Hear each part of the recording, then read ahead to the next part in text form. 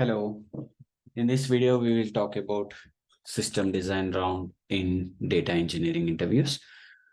There are a lot of resources online for system design for software engineers, but very less for data engineers.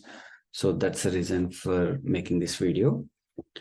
I think this video will be very helpful for entry-level engineers or people who do not have experience designing big data pipelines. In this video, I'll talk about a framework that you can use in interviews or even use in your day-to-day job as well. So let's get started. So in system design round, you will be given a question like design a data pipeline to get daily active users, or something like design a data pipeline to get the count of events in last so and so minutes. So the question will be very vague, and it's your job to ask as many questions as possible in order to understand the requirements in detail to design a system. At the end of interview, you will be evaluated on how well you have understood the requirements, how well your system is scalable, reliable. Have you had monitoring and alerts in place? Do you have data quality, data validations in place, and all that stuff? This video will focus mainly on the framework, and then in coming videos, I'll go through a bunch of use cases in detail so that it will be helpful for you to prepare for interviews. So any data pipeline will essentially have three major parts. One is the ingestion layer, another one is the transformation, and the last one is storage. Storage is where you have your output data set, and ingestion is where you're reading in the data, and transformation is the layer where you have your business logic, business transformations in place, and also aggregations, validations, all that stuff in the middle layer. It's important to have this image in mind while asking questions. So let's get started with the questions part. So the first important thing in framework is asking questions. So it's always important to ask as many questions as possible, and it's good to start from the customer, work backwards from customer. So start with the storage layer or start with the output side of things. Let's say I'm the interviewer and I've asked you to design a data pipeline to get daily active users, right? So the first question that should come to your mind, or the first question that you should ask, is what is daily active users? Even though you know it or you think you know it, it's always good to get confirmation from the interviewer on what exactly the daily active user means.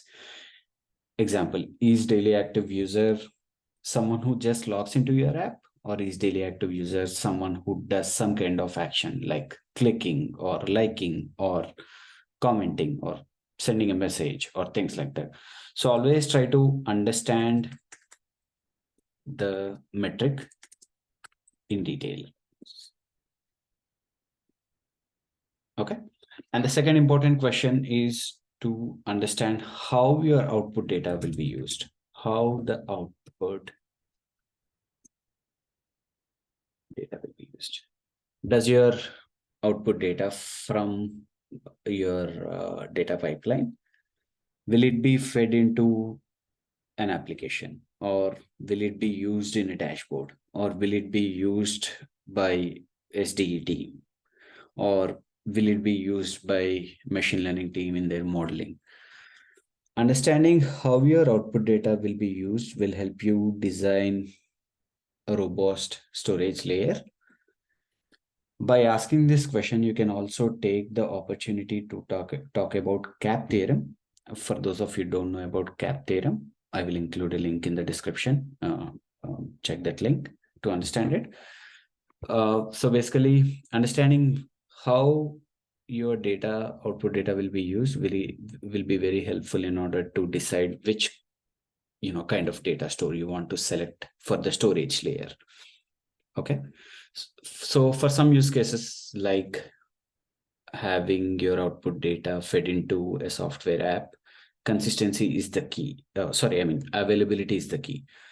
Let's say you are displaying top 10 songs in the app. right? In that use case, I think consistency can be like, you can be lenient on the consistency, but you always want your data to be available to your end customer, right? And in some cases, consistency is the key. Like, for example, financial data, banking sector, you always want your data to be accurate and consistent. So based on the use case, you can make a choice on what you want to go with in your storage layer. So that's the second question. And the third question will be, what's the refresh rate, or what's the expected latency? Like, do you want to have this output data refreshed once every hour, once every day, or does it need to be real time, or does it need to be updated every few minutes, and things like that? So you need to understand this aspect in order to understand if you want to go with designing a batch pipeline versus designing a real-time pipeline. So this is a very important question to understand. And the next one will be, what's the query pattern? Let's say your output from this pipeline is one table. Are we designing this one table for single usage, I mean single query, or are we designing it for use by multiple users? So based on understanding the query pattern, it will help you design the table itself, or set of tables, or your data model. So it's very important to understand what's the query pattern is like. And then also try to understand what's the data retention. Like, do you want to have your output stored forever? Meaning, in this example of designing pipeline for daily active users, do you want to see the daily active users from from the time that app got created, let's say like from 20 years? Does it matter? Or only 1 year worth of data matters? You have to talk about data retention as well. So that shows your understanding, and that helps interviewer understand how much you're thinking in terms of output layer, right? So these are few important questions on the output side. Basically, you can ask the same questions in any interview. You can just use this exact same questions. Now we'll go to the input side, where is the ingestion part. First things is to understand, where are we getting the input data from? Is it an API that we are fetching the data from, or is it a table in a different database, or is it an events or some events, or like real-time events or things like that? So it's really important to understand where are we getting the data from. Basically, it's like asking, how often do we get the data, right?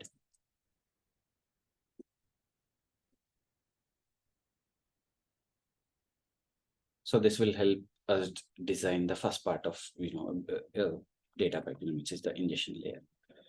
And the next one is, what's the schema? What are the attributes that are available for us? In the daily active user design example, we can, if the interviewer says that our input is an events data, we can ask, what's the scheme of that input data? That will help us decide if we can filter out certain events, right? For example, do we have to consume all the events, or can we just consume login events only? Things like that can be derived by asking this question. And then ask about, what's the input data size? Is it 1 TB per day, or is it 1 TB per hour? This will help you to showcase your understanding of setting up the cluster. You can take this opportunity to talk about cluster configuration, like how many number of nodes you will use, how many number of executors, and what's the memory, and things like that. So take this opportunity, try to come up with a cluster configuration for this input data size. Okay, so these are important things on the input side. And the last part that's left is the transformation part. So in transformation, you would want to understand, are there any business specific things that you want to take a note of while designing this pipeline? One thing which we have already covered as part of output is understanding the metric in detail, what exactly the daily active user is, right? So if there are any additional things, you can try to confirm or check with interviewer on what exactly the business roles are, and then go to the next step, which is high level design. High level design is for just for making sure that you're on same page with the interviewer. Just have few boxes. I'll just give you an example, something like this. So this can be in high level design, right? So you use.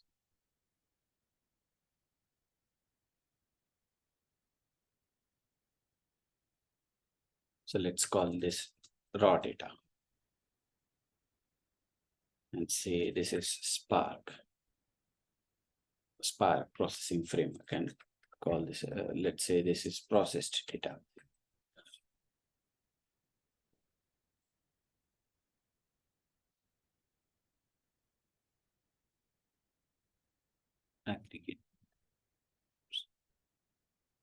Aggregated data. Second Spark job, right? So high level design is on very high level. Just it's like skeleton or wireframe, right?